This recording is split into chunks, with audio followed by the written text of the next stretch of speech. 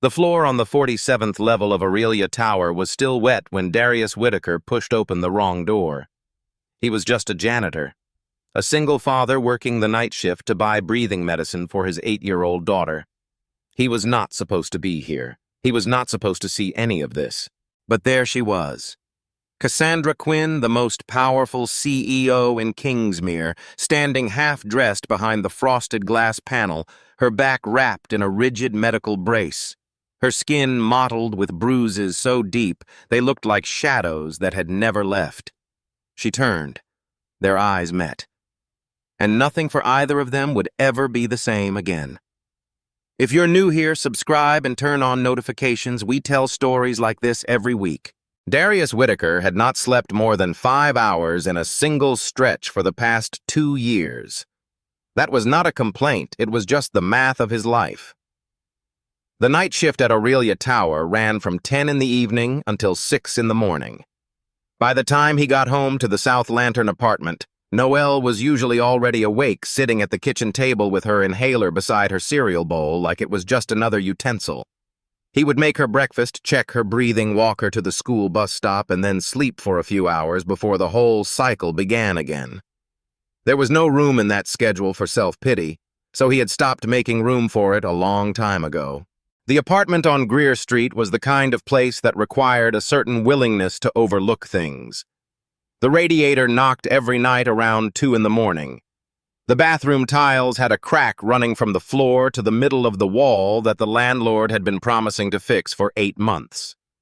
In winter, the cold came through the window frames in thin, persistent drafts that no amount of weather stripping ever fully stopped. Darius had hung an extra blanket over Noelle's window and told her it was a curtain. She was 8 years old and sharp enough to know better, but she had never said so, and he loved her for that. Noelle had been diagnosed with severe asthma when she was 3, the same year her mother died. His wife, Renee, had developed a rare postpartum complication that the hospital had not caught quickly enough. By the time they understood what was happening, there was nothing left to do but hold her hand. Darius had been 29 years old, standing alone in a hospital corridor, holding a baby girl who needed a nebulizer treatment every 4 hours. He had learned to do it himself before he left the building.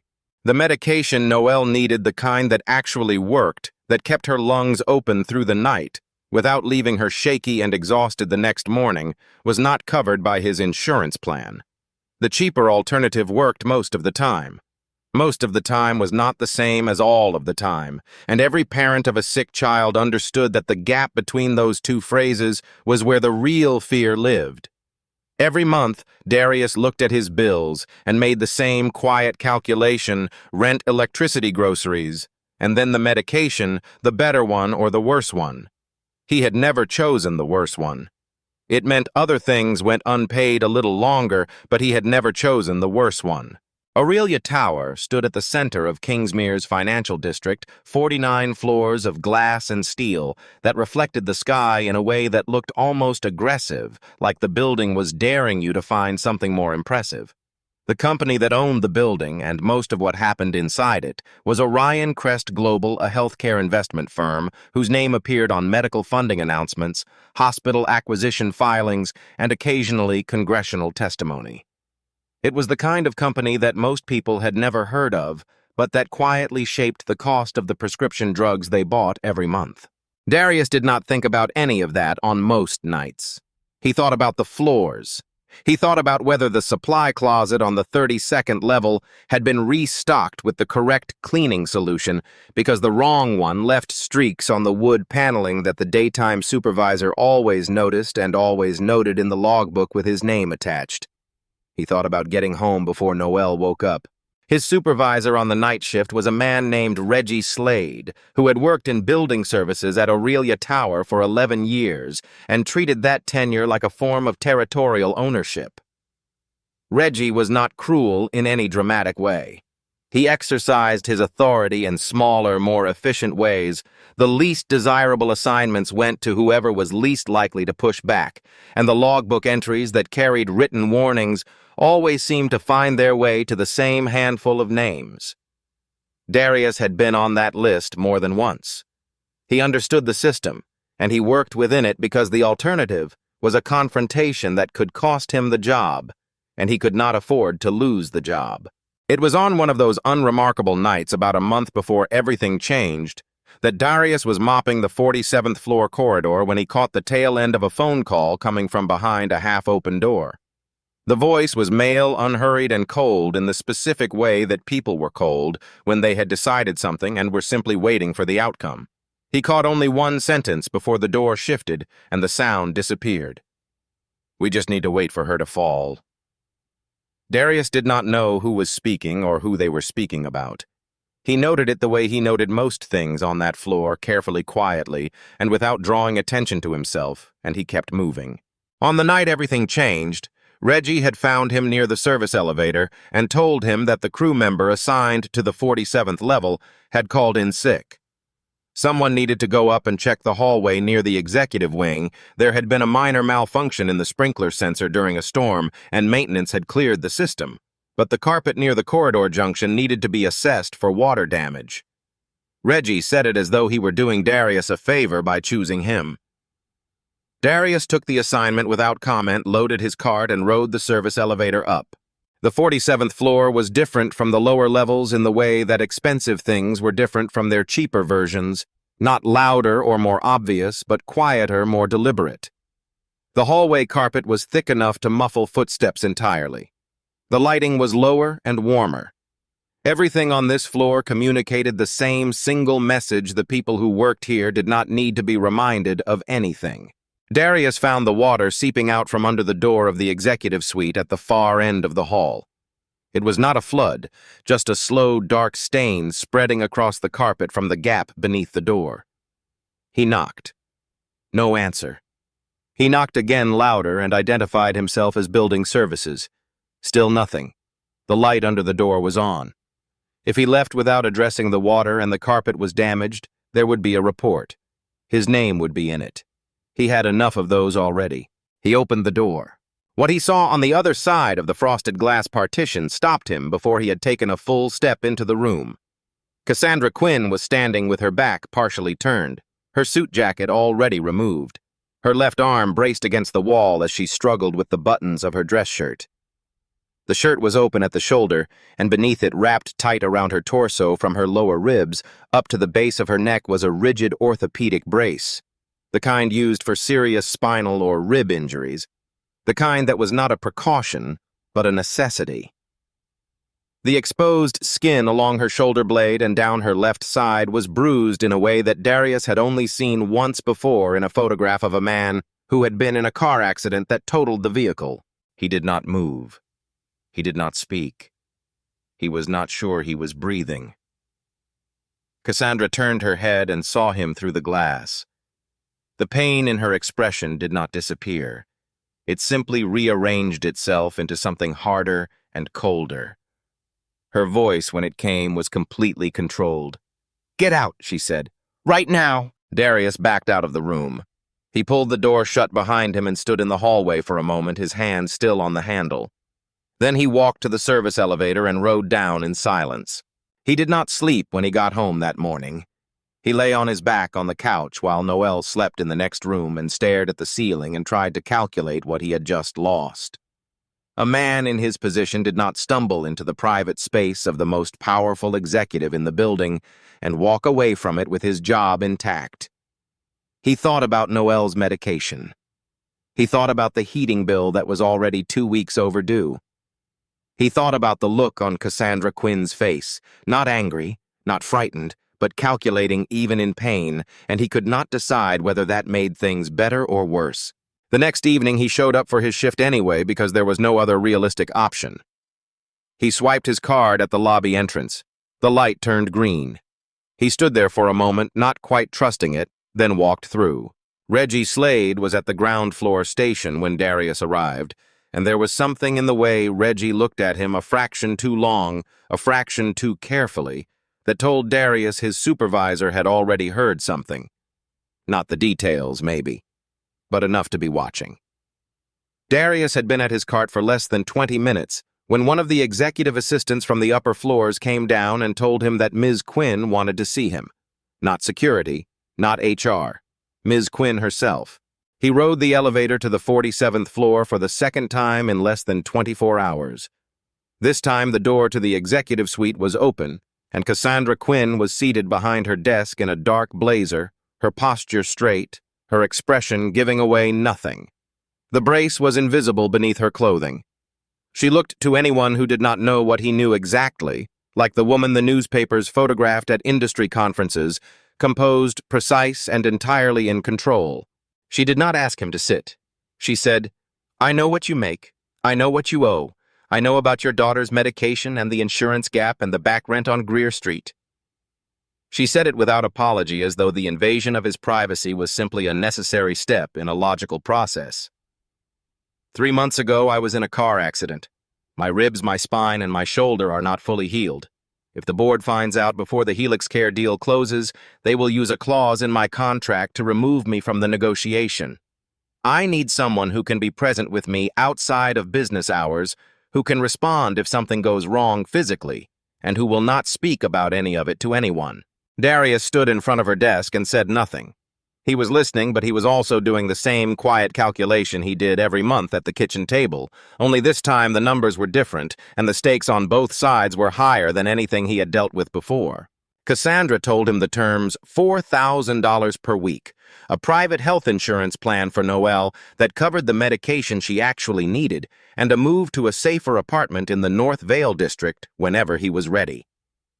In exchange, he would be available evenings and weekends. He would act as her driver and personal support during events, and he would tell no one what he had seen or what the arrangement was. Darius looked at the woman across the desk.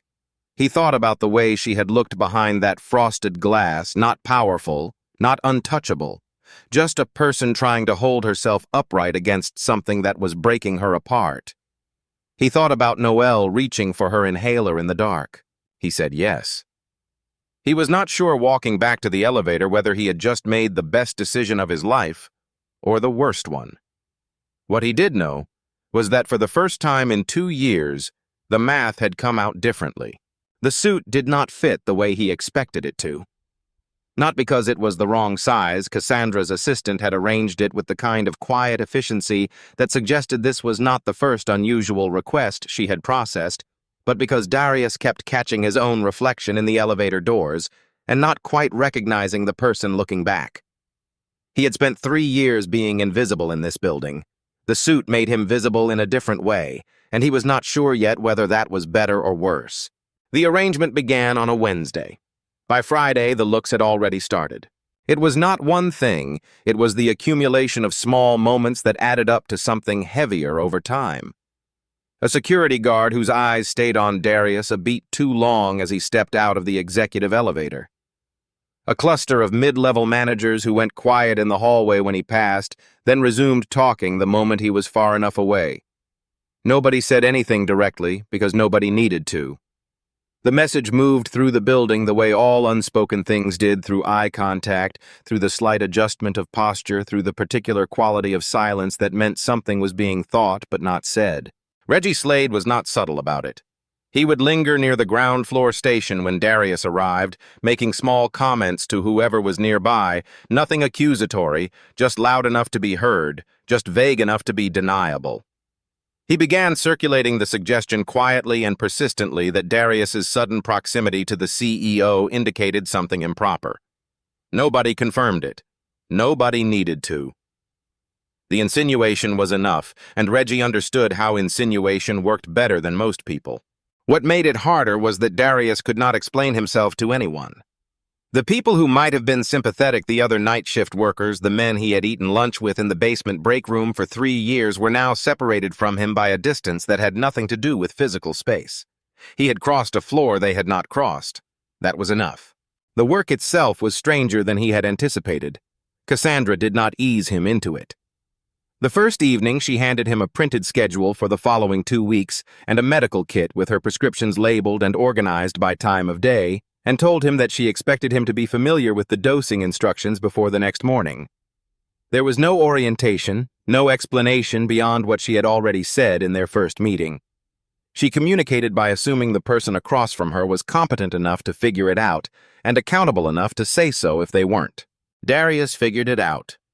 He learned to read the signals she did not intend to send, the slight tightening around her eyes when the pain sharpened the way her left hand would find the edge of a table or the back of a chair in moments when she needed something solid without making the gesture look like what it was. He learned that she took her midday medication 20 minutes later than prescribed because the earlier timing made her slightly lightheaded during afternoon calls. He did not comment on it. He just made sure the medication was where she needed it at the time she actually needed it. What he had not expected was how much of the work was simply being present, standing near her at events in a way that allowed him to intervene without drawing attention, positioning himself between her and the corner of a room so that if her body gave out, she would fall toward him and not toward the floor. He had no formal training in any of this. He was operating on instinct and observation, the same tools he had used to keep Noelle safe for 8 years, and it turned out those tools translated. It was in the second week during a presentation before the Helix Care Board that he saw Gareth Phelps clearly for the first time. Phelps was a tall man in his late 60s with the kind of deliberate stillness that powerful people sometimes cultivated the appearance of patience as a form of pressure. He sat at the far end of the conference table and asked his questions in a measured voice that never rose, never rushed, but never quite released its grip either. Darius recognized the voice within the first 30 seconds. It was the same voice he had heard on the 47th floor corridor weeks earlier behind the half-open door. "We just need to wait for her to fall." He understood now who that sentence had been about. Darius stood along the back wall of the conference room and watched Phelps work. The questions were legitimate on their surface numbers, projections, timeline, risk assessment, but they came in a sequence and at a pace designed to wear Cassandra down rather than gather information. She had been standing for close to 45 minutes. He could see in the set of her shoulders and the slight shift in her weight that she was near the edge of what her body could hold. Then Phelps asked her to walk the board through the 3-year integration model from the beginning. Again. For the second time in the same session. Darius did not think. He moved to the side table where the presentation materials were stacked, reached for the bound copies, and let them slide from his hands. The stack hit the floor and scattered across the tile papers everywhere, a binder skidding under the table, the sharp crack of a document holder splitting at the spine. Every head in the room turned. In the 2 seconds of collective distraction, Cassandra set both hands on the table in front of her, pressed down, and breathed. By the time people looked back at her, she was already speaking again, steady and controlled. Phelps looked at Darius with an expression that was not irritated. It was too careful and too still for irritation. It was the look of someone recalculating. Cassandra did not speak to him in the car on the way back. She waited until they were in the private corridor outside her office and then turned to face him, and the composure she had held for the past hour had a different quality to it, now thinner, and underneath it, genuinely angry. "Do not do that again," she said. "Not in front of the board, not in front of anyone in that room." Darius turned to face her. He had been holding something back for 2 weeks, and he found in that moment that he was done holding it. "If I hadn't done that," he said, "you would have gone down in front of 12 people and a room full of cameras, and Phelps would have had exactly what he's been waiting for." He kept his voice level. "I heard him. Weeks ago on the 47th floor. I was mopping the hallway. He said he was waiting for you to fall. I didn't know who he was then. I know now." The silence between them was different from the silences that had preceded it. Cassandra looked at him for a long moment, and Darius had the distinct impression that she was genuinely reassessing something. "You're not what I hired," she said finally. It was not a complaint. "No," Darius said, "I'm not." He told her that he understood what the arrangement was. He understood the terms. But he was not a prop, and he was not a piece of furniture. And if she wanted this to keep working, she was going to have to let it actually work, which meant trusting that when he made a call, he had made it for a reason. Cassandra did not respond immediately. She turned and walked into her office and did not close the door behind her, which he had come to understand was her version of an invitation. He followed her in. She was standing at the window looking out at the city, and when she spoke, her voice had lost its executive precision. What was underneath it was quieter and considerably older. She told him that she had grown up in a neighborhood called Millstone Row on the outer edge of a city that had already decided people like her family were not worth the investment. Her mother had been sick for the last 4 years of her life with something that was entirely treatable, and she had not been treated for it because the money was not there and the system was not built to find it for her. Cassandra had watched her mother manage a serious illness, the way people without resources managed serious illnesses by minimizing, postponing, and eventually accepting an outcome that should never have been inevitable. She had built Orion Crest because she wanted to be the person who controlled where the money went. She wanted to be in the room where those decisions were made, and now someone inside that room was trying to push her back out. Darius listened to all of it without interrupting. When she was done, he said, "My daughter uses a cheaper inhaler than she should because my insurance doesn't cover the better one. I've been making that work for 3 years. Cassandra turned from the window and looked at him. "We're both trying to keep someone breathing," he said. "Just different people." It was not a profound statement. He was not trying to make one. But something in it landed, and the room felt different afterward, less like a negotiation and more like two people who had accidentally told each other the truth. The next morning, Monica Treadwell found him in the parking structure. Monica ran internal security for Orion Crest with the particular vigilance of someone who had seen what happened when vigilance lapsed, and she did not make a habit of talking to building services staff in parking structures unless she had a reason. "I'm not here to warn you off," she said. "I'm here because someone already tried to use you, and you should know that." She told him that Reggie Slade had passed information about his movements, his presence outside of normal shift hours, his appearances on the executive floor to a member of the board. "Whoever received that report wanted leverage," she said. "They're not done looking for it." Darius drove home that morning with Monica's words sitting alongside everything else he had been carrying. He was in deeper than he had agreed to be. The question was not whether to get out Noelle's medication, the insurance, the apartment in North Vale, all of it was already in motion, already real. The question was whether he could stay in it without losing something he could not name, but could feel clearly enough the part of himself that knew the difference between accepting hard circumstances and accepting being used.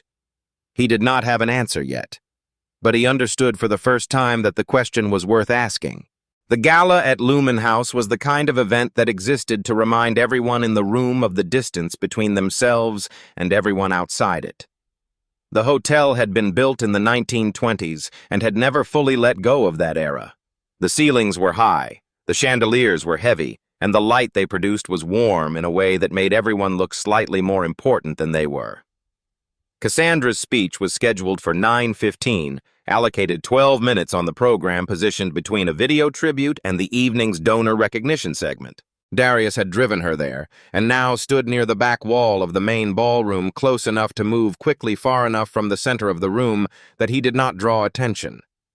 He had learned to occupy space like this, present without being visible, attentive without appearing to watch. It was not so different from the night shift. The skill set was the same. Only the stakes had changed. Cassandra worked the room with complete economy of movement. No gesture wasted. No expression unintentional. She spoke to the right people for the right amount of time, accepted a glass of water she did not drink, and positioned herself near the stage entrance at 9 o'clock with 14 minutes to spare. From where Darius stood, she looked exactly like the woman on the covers of the industry publications. He knew better. He could see the slight rigidity in her upper back that her posture was compensating for. The evening had already been long and the night was not finished. What changed the shape of the evening had Gareth Phelps's design on every part of it. The program coordinator found Cassandra at 9:10 and told her that the preceding segment had run short. They were asking her to extend her remarks by an additional 15 minutes to fill the gap. Cassandra accepted without showing any reaction. She walked to the stage. By the 20-minute mark, Darius could see her distributing her weight differently, shifting almost imperceptibly between her feet, pressing her left heel down at intervals, working to keep the pressure off her lower spine without making the adjustment visible to the audience. She was good at it. She had been doing it for months, but there was a ceiling to what the body could endure, and she was approaching it. Then Phelps leaned over to the program coordinator and said something, and the coordinator walked to the edge of the stage and held up a card asking for 5 more minutes. It was the move Darius had been waiting for without knowing he was waiting for it. He was already moving toward the side corridor before Cassandra finished her final sentence on that stage. He was in the corridor when he heard her footsteps, and he was at the anteroom door when she came through it. She made it across the threshold, and then her legs stopped cooperating. Darius caught her before she reached the floor, his hands at her shoulders taking her weight, lowering her to the upholstered bench along the wall in one controlled movement. She did not make a sound. Even now, even here, she did not make a sound. He crouched in front of her and assessed quickly. Her breathing was shallow and labored in a way that was different from exhaustion. He put his hand carefully along her left side and felt the brace immediately, or rather felt where it had shifted. The lower edge had ridden up during the extended standing, and it was now pressing directly into the area of her ribs that had not yet fully healed. Every breath was pushing against that edge. "I need to adjust the brace," he said. "Right now." Cassandra gave a single nod. She did not have enough breath for anything else. He helped her out of her jacket, worked the back of her blouse free, and repositioned the brace with the same careful efficiency he used for Noelle's nebulizer treatments in the middle of the night. No wasted motion, no hesitation, focused entirely on the task. When the brace was back where it needed to be, she took a breath that actually reached the bottom of her lungs, and the color that had drained from her face began to return. Then his phone vibrated in his jacket pocket. He already knew before he looked at it that it was not going to be good news. The message was from his neighbor Patricia, a retired woman who had a key to his apartment and had looked in on Noelle during emergencies since Darius first took the evening shifts 3 years ago. "Noelle having bad episode. Called 911. We're heading to St. Bridget now. Come when you can." Darius stood up. He read the message a second time. The words did not change. Cassandra looked at his face and understood immediately. "What is it?" she said. He showed her the message. She read it, and when she looked back up at him, something in her expression had changed, less defended than he had ever seen it, as though the armor had developed a gap it had not had a moment ago. "Go," she said. "I'll call Monica." She already had her phone in her hand. "Go, Darius." He hesitated for exactly 2 seconds, long enough to make sure she was stable and dialing, and then he went. He drove to St. Bridget Medical Center in 17 minutes. Patricia was in the waiting area when he arrived and told him that Noelle had been taken back immediately, that the paramedics had administered a bronchodilator in the ambulance, and that a doctor would be out soon. Darius sat down in a plastic chair and put his face in his hands and breathed. He had been holding himself very still for a very long time, and something about the fluorescent-lit waiting room at 11:30 at night undid the mechanism that had been holding him together. He did not fall apart.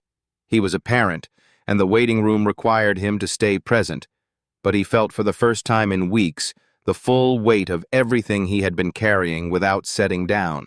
The doctor came out 40 minutes later and told him that Noelle was stable. The new insurance plan had flagged her case for escalated care management, which meant the attending physician had access to her full medication history and had adjusted her treatment protocol on the spot. The medication she received was the better one, the kind that actually worked, the kind he had been trying to get to her for 3 years. She was sleeping now. He could go in. Noelle looked small in the hospital bed, the way children always looked smaller when they were sick. She was breathing evenly, the monitor beside her showing numbers the nurse confirmed were good. Darius pulled the chair close and sat down and took her hand, and then he stopped trying to hold anything together and just stayed there in the quiet, letting it all move through him. He was still sitting there an hour later when he heard footsteps in the corridor that he recognized before the door opened. Cassandra Quinn walked into the room in a dark coat over her gala clothes. Her movements slower than usual, the pain of the evening still visible in the careful way she carried herself. She was not wearing the composure she wore in conference rooms and ballrooms. She looked like a person who had had a very difficult night and had driven across the city at the end of it anyway. She looked at Noelle for a moment, then looked at Darius, And then she sat down in the chair on the other side of the bed without being invited and without asking permission, and he found he did not mind. "Monica handled it," she said quietly. "The board convened an emergency call from the hotel. Phelps tried to move immediately." She chose her next words carefully. "I told them about the accident. Not everything, but enough." And Monica presented what she had found: the documentation on the brake system, the communication trail between Phelps and a board contact. She looked down at her hands. "Phelps is suspended pending investigation. The deal is still on the table." Darius looked at her. "You went public with it. With enough of it," she said. "You were right. I had made you into the same thing the system made me into when I was young, someone who absorbs the cost in silence because they don't have any other choice." She said it without drama, in the same direct way she said most things, but the weight of it was real, and they both felt it. "That's not what you deserved. It's not what you agreed to." Darius did not respond right away. He looked at Noelle's hand in his, at the steady rise and fall of her breathing, and he thought about all the nights he had sat beside her bed, listening for the same thing, the proof renewed every few seconds that she was still there and still okay. "She slept through the whole night last Tuesday," he said finally. "First time in over a year." Cassandra nodded once. She understood what he meant. They sat on opposite sides of the bed in the quiet room, and for a while neither of them spoke, and it was the most honest conversation they had ever had. By morning, Monica had completed the formal documentation and submitted it to the board's legal counsel. Reggie Slade, once his name appeared in the communication trail between Phelps and the board, offered a full account of what he had reported and to whom in exchange for a reduced consequence. It was entirely consistent with everything Darius had understood about the man. He had never been loyal to anything except his own position, and when that position became untenable, he let everything else go first. He was gone from Aurelia Tower within the week. Monica submitted her internal security review to the board 2 weeks later. Near the end of the document, in language that was formal and without embellishment, was a paragraph noting that a member of the building services staff had demonstrated consistent situational awareness and sound judgment in close proximity to the CEO during a period of elevated institutional risk without compromising any security or confidentiality protocols. She did not use the word heroic. Monica Treadwell did not use words like that. But the paragraph was in the official record, and it was permanent, and that was her way of saying what she meant. Cassandra made the offer the following week in her office in the same chair where she had laid out the original arrangement. The position was in personnel safety coordination, a role built around protecting the people in the building who were most likely to be overlooked, which, as she put it, was most of them. The salary was real. The title was real. The work was real. Darius did not answer immediately. He thought about the night shift cart and the supply closet on the 32nd floor, and the logbook with his name in it, and 3 years of keeping his head down. He thought about what it had cost him to stay invisible, and what it had cost Cassandra to stay invincible, and how neither of those things had actually kept either of them safe. Then he said yes. Not because he had no other choice. Because this time he did, and he chose it anyway. 6 months later, Darius and Noelle moved into an apartment near Renfield Park, a place with windows that sealed properly and a heating system that ran quietly through the night. Noelle had been breathing well for 4 months straight, the longest uninterrupted stretch since her diagnosis. She could run across the park grass now without stopping after a few steps to catch herself. Darius watched her do it one Saturday morning and did not say anything. Just stood at the edge of the path and let the moment be what it was. He kept his old building services key card in the top drawer of his desk at the new apartment. Not as a reminder of hardship.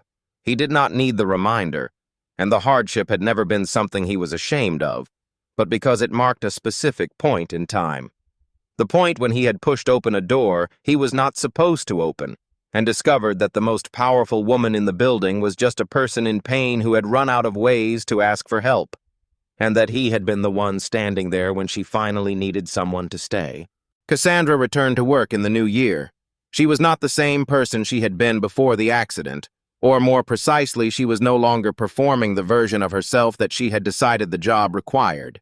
She moved differently, spoke differently in board meetings, made room in her schedule for things that had not been there before.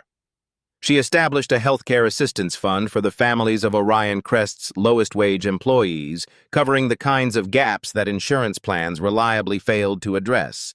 She did not name it after anyone. She did not issue a press release. She just made it available and let people use it. One afternoon, she brought Darius and Noelle up to the 47th floor. Noelle stood at the wide window and looked out at Kingsmere spread below the financial district, the river, the neighborhoods stretching out toward the edges of the city, and then looked back at her father with the expression of someone encountering a fact they had not fully considered before. "You used to mop the floors up here?" she asked. Darius smiled. "I did," he said. "Every Thursday night." Noelle looked back at the window. "That's kind of cool," she said in the way that 8-year-olds delivered verdicts, simple, final, and entirely sincere.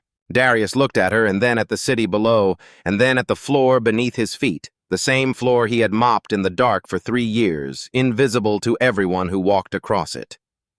He thought about all the people still doing that work tonight in this building and every building like it. People who showed up every evening and kept everything running and were not seen for it. He had been one of them. He did not think that was something to move past or leave behind. He thought it was something to remember clearly and without apology because it was where he had learned the thing that no office on any floor had taught him, that dignity was not something a title gave you. It was something you carried in whatever door you walked through. If this story stayed with you, subscribe to the channel. We tell stories like this every week. Stories about ordinary people who show up, hold on, and remind us what actually matters. We'll see you in the next one.